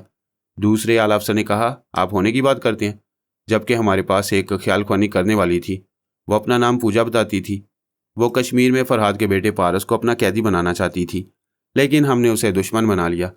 एक और इंटेलिजेंस के अफसर ने कहा, हमारे एक निहायत ही तजुर्बाकार जासूस ने रिपोर्ट दी थी कि उसका असल नाम पूजा नहीं बल्कि शीतार है। वह फरहाद के बेटे से मोहब्बत करती थी, इसलिए कश्मीर में हमारे तमाम फौजी अफसरान को वार्निंग दी थी कि कोई पारस को हलाक न करे, सिर्फ जख्मी करे। बेशक वह हिंदुस्तानी थी, लेकिन अपने देश के खिलाफ एक मुसलमान से मोहब्बत भी कर रही थी और हमारे फौजी अफसरों की तौहीन भी। जब उसे पारस ना मिला तो उसने हमारे कई अफसरान को गालियां भी दी और उन्हें सजाएं भी दी। हाँ, वो हमारे देश की थी, हिंदू थी, मगर एक मुसलमान के लिए हमें नुकसान पहुंचा रही थी। वो देश भगत नहीं थी, इसलिए भारत को छोड़कर कहीं चली गई। वो भारतीय हुक्मरान और फौजी अफसरान एक बड़े से ड्राइंग रूम में बैठे गुफ्तगू कर रहे थे। एक मुलाजमा ने आकर कहा, मुझे अंदर आने की इजाज़त नहीं दी जा रही थी। बाहर खड़े हुए फौजी मुझे रोक रहे थे, लेकिन दुनिया की बड़ी से बड़ी फौज मेरा रास्ता नहीं रोक सकती। देख लो, मैं तुम्हारी खुफिया मीटिंग में आ गई हूँ। एक अफसर ने डांट कर पूछा, तुम यहाँ कैसे आ गई हो? क्या हथियार छुपा कर लाई हो? मैं तुम्हारी तलाशी लूँगा। वो अफसर अपनी जगह से उठकर मुलाजमा के करीब आया, फिर अपने लिबास को टटोलने लगा और एक रिवॉल्वर निकालकर सेंटर टेबल पर रखकर बोला, देखा आप लोगों ने, ये अपने लिबास में ये रिवॉल्वर छुपा कर लाई थी। सब लोग हैरानी से उस अफसर को देख रहे थे। एक हाकिम ने कहा, मेजर पाठक मुखर्जी, आपने इस मुलाजमा की नहीं खुद अपनी तलाशी ली है और ये रिवॉल्वर भी आपका है? हैं? मेजर पाठक मुखर्जी ने हैरानी से अपने रिवॉल्वर को उठाकर देखा। मुलाजमा ने मुस्कुराकर कहा, यह टेलीपैथी का कमाल है। सब लोगों ने एक बार फिर चौंक कर उसे देखा। वो बोली, मैं यहाँ की मुलाजमा हूँ, मगर मेरी ज़ुबान से शीतारा बोल रही है। वो सब गुमसुम होकर उसे तकने लगे। वो बोली, अभी यहाँ मेरे बारे में बातें हो रही थी। मुझे गद्दार कहा जा रहा था और एक मुसलमान से मोहब्बत करने का ताना दिया जा रहा था। बेशक मैंने चंद भारतीय फौजी अफसरान को सजाएं दी, क्योंकि वो ड्यूटी के वक्त भी शराब पीते थे। ठोस मंसूबों के बगैर अपने फौजी जवानों को लड़ने के लिए आगे बढ़ा देते और खुद अय्याशी में मसरूफ़ रहते। ऐसे तो तुम लोग क़यामत तक कश्मीर के हालात को कंट्रोल नहीं कर सकोगे। एक आला अफसर ने कहा, हम तुम्हारी बातों को एक हद तक दुरुस्त तस्लीम करते हैं, मगर तुमने ऐसा गैर मामूली इल्म हासिल करके अपने भारत देश के लिए क्या किया? यह शर्म की बात नहीं कि तुम एक मुसलमान नौजवान की दीवानी हो। वो बोली, जो बात देखने में दुरुस्त लगती है वो अंदर से कुछ और होती है। फरहाद टेलीपैथी का देवता है, जिसे तुम ऊपर से नहीं मार सकोगे। उसे अंदर से मारो तो वो मर जाएगा या फिर कमज़ोर पड़ जाएगा। मैं उसके बेटे पारस को जख्मी करके उस पर तनमीम में अमल करके उसे हिंदू बनाना चाहती थी। बेटा अपने बाप का सरमाया होता है। ये सरमाया मैं लूट लेती तो फरहाद आधा मर जाता, और जो आधा रह जाता वो देवता तो क्या इंसान भी नहीं रहता। तुमने ये बातें पहले क्यों नहीं बताई? इसलिए कि फरहाद के बड़े वसी ज़राए हैं। उसे मालूम होता कि मैं कैसी चाल चल रही हूँ तो वो बेटे को बदस्तूर मुसलमान रखने और जिंदा सलामत रखने के लिए मुझे मार डालता। क्या अभी तुम्हें उससे खतरा नहीं है? वो कुछ अरसे के लिए बाबा साहब के दायरे में रहने गया है। जब तक वहाँ रहेगा दुनियावी मामलात में दिलचस्पी नहीं लेगा। हत्ता कि अगले हफ्ते होने वाली इस्लामी कॉन्फ्रेंस में भी शरीक नहीं होगा। अलबत्ता उसके दूसरे ख्याल ख्वानी करने वाले वहाँ हो सकती हैं। इसके अलावा MIM के पास भी ख्याल ख्वानी करने वालों की कमी नहीं है। अमेरिका और इसराइल के टेलीपैथी जानने वाले भी ज़रूर किसी न किसी तरह उस कॉन्फ्रेंस में छुप कर रहेंगे।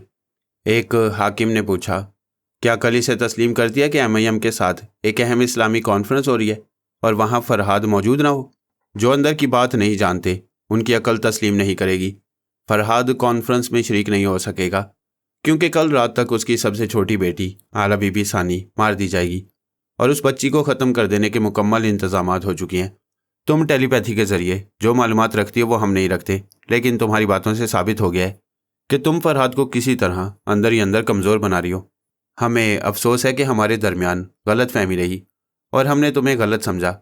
हम शर्मिंदा हैं, मुआफ़ी चाहते हैं और इल्तिजा करते हैं। अपने देश की भलाई के लिए काम करो। क्यों करूं? तुम लोगों की दुश्मनी के बायस पारस मुझसे बिछड़ गया। मैं उससे जी जान से मोहब्बत करती हूँ, लेकिन ये कसम खा चुकी हूँ कि उसे अपना बनाने के लिए पहले मुसलमान से हिंदू बनाऊंगी। लेकिन अब मैं उसे कहाँ तलाश करूँ? तुम जहाँ कहोगी हम उसे वहाँ तलाश करेंगे। जो तरीके बताओगी उस पर अमल करेंगे। बेशुमार ममालिक में हमारे जासूस हैं, वो सब तुम्हारे अहकामात की तामील करेंगे और इसके एवज़ तुम चाहते हो कि मैं अपने देश की तरफ से इस्लामी कॉन्फ्रेंस में मौजूद रहूं और वहाँ की तमाम खुफिया बातें मालूम करूं। हाँ, तुम हमारे दिलो दिमाग की बातें जानती हो।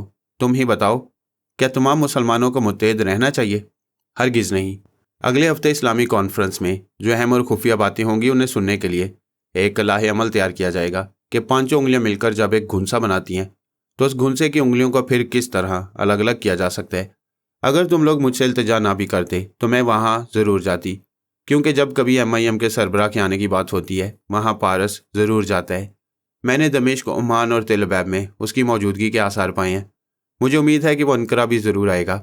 एक अफसर ने कहा, जिस इमारत में वो कॉन्फ्रेंस होने वाली है उस इमारत के चारों तरफ 4 मील तक आम राहगीरों और गैर मुस्लिमों को जाने की इजाज़त नहीं है, लेकिन 4 मील के बाद हमारे कई जासूस मौजूद रहेंगे। तुम उन्हें अपना आलाकार बना सकती हो। क्या अभी उनके दिमागों में जाना चाहोगी? मुझे सिर्फ एक ही आवाज़ सुनाओ, मैं बाकी सब के अंदर पहुंच जाऊंगी। चूंकि मेरे देश के फौजी और हुक्मरान मुझ पर भरोसा कर रही है, इसलिए एक और खुशखबरी सुना रही हूँ। हमारे भारत देश में एक नहीं 2 टेलीपैथी जानने वाली हैं और उस दूसरी का नाम पूजा है। क्या आप लोग उससे बातें करेंगे? सबने खुशी का इजहार किया। एक आला अफसर ने कहा, आज हमारे देश के लिए ये बहुत यादगार दिन है। हम एक के लिए तरस रहे थे, हमें 2 टेलीपैथी जानने वालियाँ मिल गई हैं। इतनी देर से देवी उस मुलाजमा की ज़ुबान से शीतारा की आवाज़ और लहजे में बोल रही थी। उसे मजबूरन ऐसा करना पड़ा क्योंकि उसकी डमी और पूजा उसकी गिरफ्त से निकलकर ऐसी गुम हुई थी कि वह आत्मा शक्ति के जरिए भी उनके दिमागों में नहीं पहुंच पा रही थी। इस बार देवी ने पूजा की आवाज़ और लहजे में कहा, मैं पूजा हूँ और अपने देश के हुक्मरानों और फौज के तमाम अफसरान को नमस्ते करती हूँ। उन सब ने भी अपने अपने हाथ जोड़कर उस मुलाजमा को नमस्ते कहा। पूजा बोली, मैं शीतारा को दीदी कहती हूँ और अपनी इस दीदी की मोहब्बत और तवज्जो से इस मुकाम तक पहुँची हूँ। अभी अनकरा में एक मुसलमान के अंदर मौजूद थी। आपसे मुख्तसर सा तारुफ हासिल करने आई हूँ और अब जा रही हूँ। जाने से पहले एक अहम बात बता दूँ, आप फ़ोन के ज़रिए अनकरा में अपने जासूस से बात करेंगे तो दीदी आपके दिमाग में रहकर उस जासूस की बातें सुनेंगी और उसके अंदर पहुँच जाएंगी। आप अपने तमाम जासूसों को पारस की एक अहम पहचान बता दें कि वो पलकें नहीं झपकता है। जहरीले सांप की तरह उसकी दोनों आंखें खुली रहती हैं। जब उसे याद आता है या वो अपनी ये पहचान छुपाना चाहता है तो पलकें झपकने लगता है। अच्छा, अब मैं जा रही हूँ, जय राम जी की। पूजा चली गई जबकि वो मौजूद ही नहीं थी। देवी ने पहले डमी शीतारा की आवाज़ और लहजे में भारत के उन बड़ों से बातें की। फ़ोन के जरिए अनकरा में एक हिंदू जासूस की आवाज़ सुनी और यहाँ से रुखसत हो गई। इस तरह उसने इसराइल, अमेरिका और भारत के अकाबरीन से बातें की, उनका एतमाद हासिल किया और जिनके पास ख्याल ख्वानी करने वाले थे उनके तमाम ख्याल ख्वानी करने वालों पर कब्जा जमाया। भारत में कोई टेलीपैथी जानने वाला न था। वैसे हकीकतन वो खुद भारत से ताल्लुक़ रखती थी। अपने देश के लिए तो वह तमाम ख्याल ख्वानी करने वालों को इस्तेमाल कर सकती थी। अगर डमी शीतारा और पूजा उसके काबू में होती तो उसे खुद भारत जाकर इतनी बातें न करनी पड़ती। वो ज़ेरे ज़मीन रहकर ही सब कुछ देख सकती थी और सबके पास पहुंच सकती थी। सिर्फ मेरे ख्याल ख्वानी करने वाले उससे महफूज थे। 10 बरस पूरे होने तक वो हम में से किसी के करीब नहीं आ सकती थी। उससे जो आत्मा शक्ति हासिल हुई थी उसके मुताबिक वैसी ही चालें चल सकती थी, जिसके नतीजे में वो आइंदा तमाम ख्याल ख्वानी करने वालों की मलका कहलाती। मलका आलम बनने का जो रास्ता था उस पर वो कामयाब होती जा रही थी। मगर रास्ते में रुकावटें भी होती हैं। फिल वक्त 2 रुकावटें थीं, एक नन्ही आला बीबी सानी और दूसरा वो बरादर कबीर जो उसकी 2 ख्याल ख्वानी करने वालियों को छीन कर ले गया। उसका अंदाज़ा था कि बरादर कबीर में कोई गैर मामूली सलाहियत नहीं है, अलबत्ता वो बहुत मक्कार है, दूसरों को बेवकूफ़ बनाकर अपना काम निकालना जानता है। उसने बेवकूफ़ बनाकर ही उसे और मंडोला को बैतुल मुकद्दस तक दौड़ाया था, ताकि इतनी देर में डमी शीतारा और पूजा को आसानी से कहीं ले जा सके। उसकी इन हरकतों से यह भी पता चल रहा था कि वो तिल अबैब में है।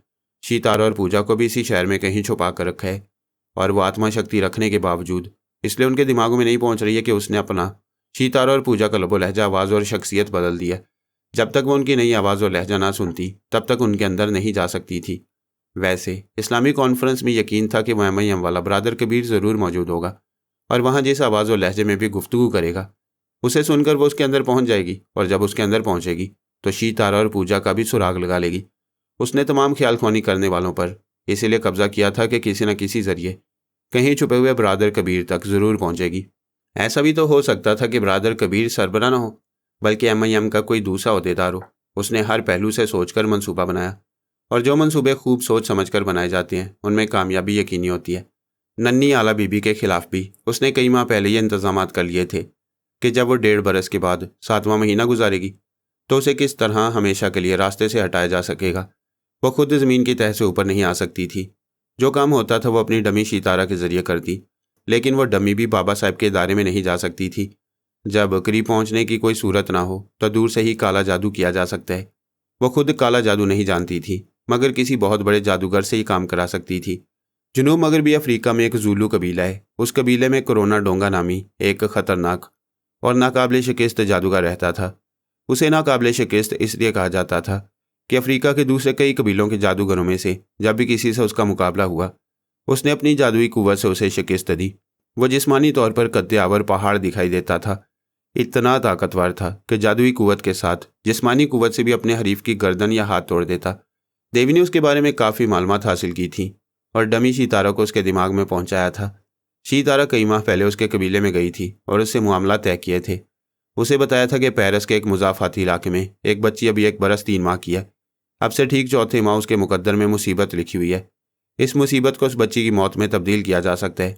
जादूगर कोरोना डोंगा ने पूछा, उस बच्ची को मार डालना क्या इतना मुश्किल है कि तुम इतनी दूर से मेरे पास आई हो?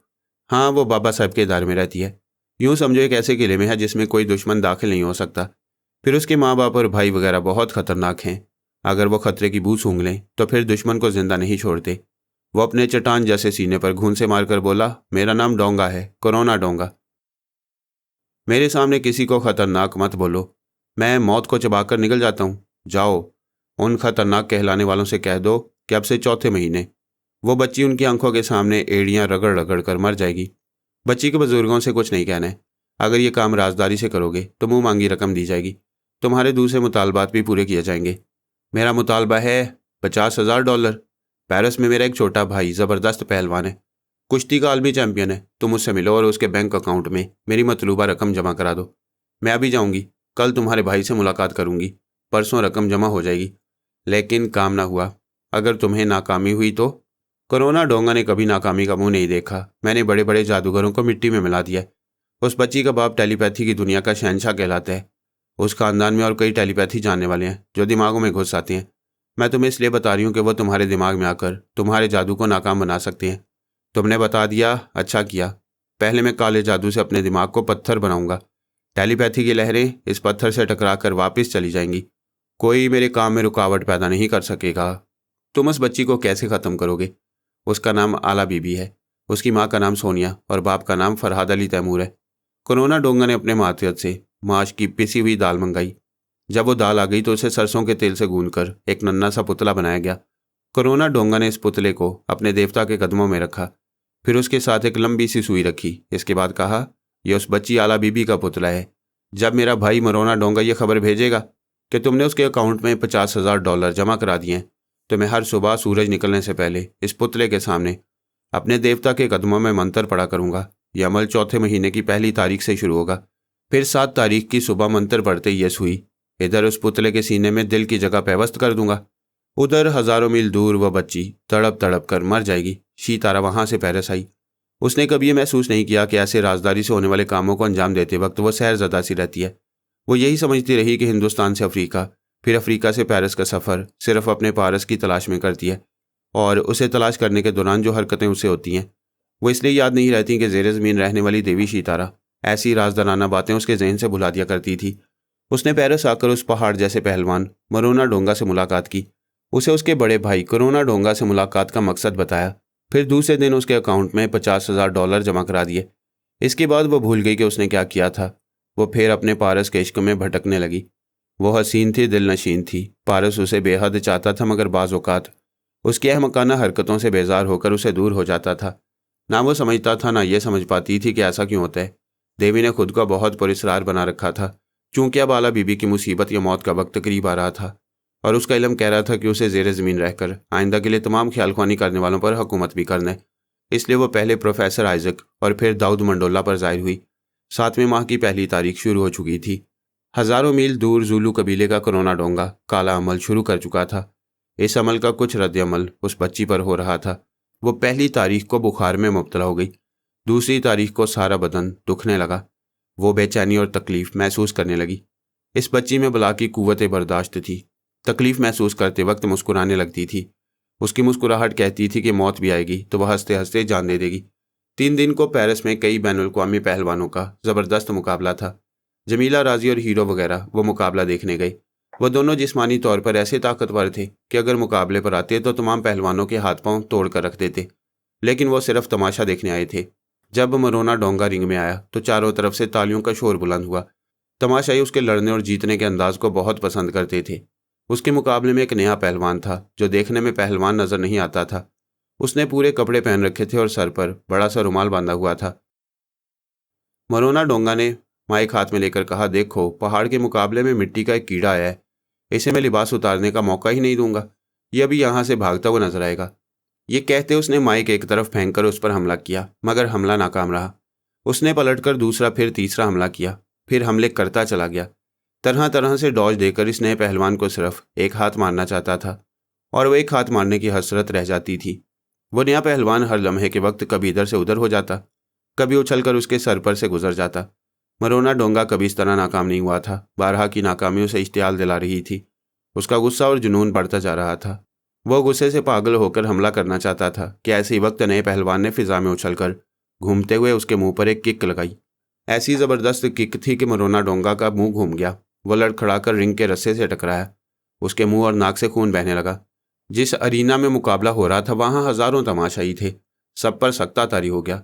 वो सोच भी नहीं सकते थे कि एक आलमी चैंपियन कई नाकाम हमलों के बाद एक ही लात खाकर रिंग के रस्से का सहारा लेगा और उसके मुंह और नाक से खून भी बहने लगेगा। उधर मरोना डोंगा का सर चकरा गया था। वो सोच भी नहीं सकता था कि एक नए पहलवान का पहला हमला इतना जोरदार होगा। वह जल्दी संभल कर जवाबी हमला करना चाहता था, लेकिन फिर जोरदार घूंसा पड़ा। वो जरा सा डगमगाया, लेकिन संभलने से पहले ही मुकाबलियों से दोनों हाथों में उठाकर सर से बुलंद किया, फिर फर्श पर पटक दिया। रीढ़ की हड्डी में ऐसी चोट लगी कि वह जरा उठने के काबिल न रहा। तब मुकाबिल पहलवान ने अपने सर से बंधे हुए रुमाल को खींचकर एक तरफ फेंका तो हजारों तमाशाई हैरत से चीख पड़े। वो मुकाबिल मर्द नहीं था, औरत थी। उसकी जुल्फें शानों तक तराशीदा थीं।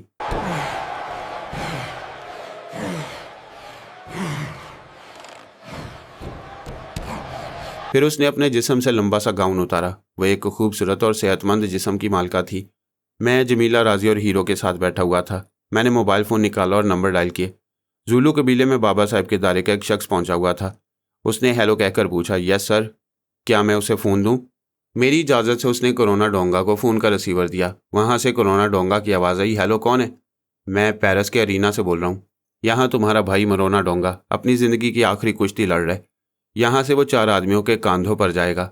You shut up. मेरा भाई ऐसा शाज़ोर है कि कितने ही पहलवानों को अस्पताल पहुँचा चुका है। कौन है उसके मुकाबले पर? तुम जिस बच्ची को मार डालने के लिए काला जादू कर रहे हो, तुम्हारा भाई उसी बच्ची की माँ से मुकाबला कर रहा है। एक ज़ोरदार कहका सुनाई दिया। फिर वो बोला, क्या तुम कोई मस्करे हो? मेरे भाई के सामने वो औरत खड़ी भी नहीं हो सकेगी।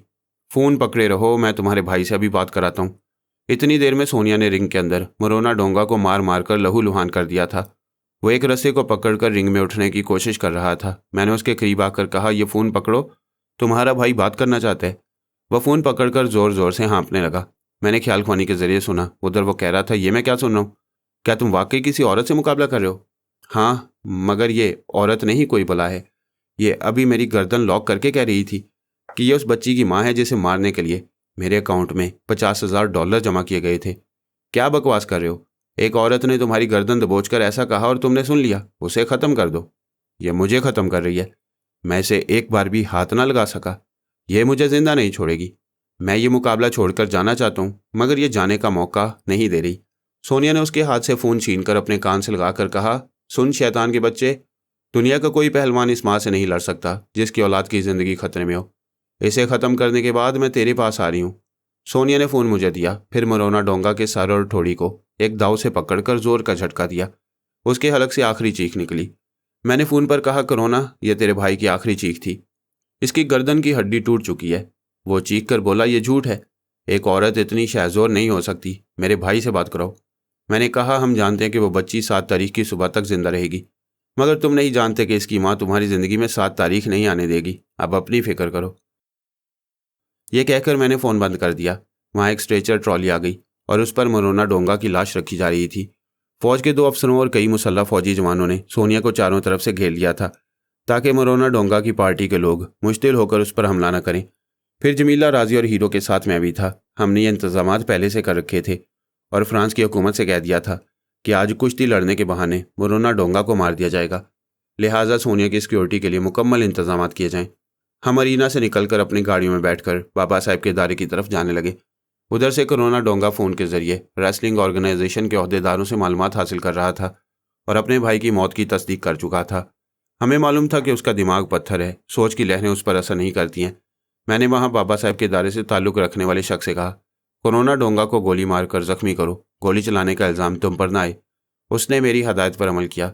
फिर मुझे उसके अंदर जगह मिल गई। दूसरे दिन की फ़्लाइट से सोनिया जनूबी अफ्रीका जाने वाली थी। मेरे लिए ज़रूरी हो गया था कि कोरोना डोंगा को कहीं छुपने और अमल करने का मौका न दूं, उसके दिमाग में रहूं। फिर वो जहां जाए वहां सोनिया को पहुंचा दूं। ये जो दुश्मन जहां होते हैं, इन्हें आराम और सुकून की ज़िंदगी पसंद नहीं आती। ये हंगामा आराई के पीछे मौत को दावत देते हैं। इससे बड़ी नादानी क्या होगी कि एक शेरनी अपने बच्चों के साथ सो रही थी, ख्वामख्वाह उसे जगा दिया गया।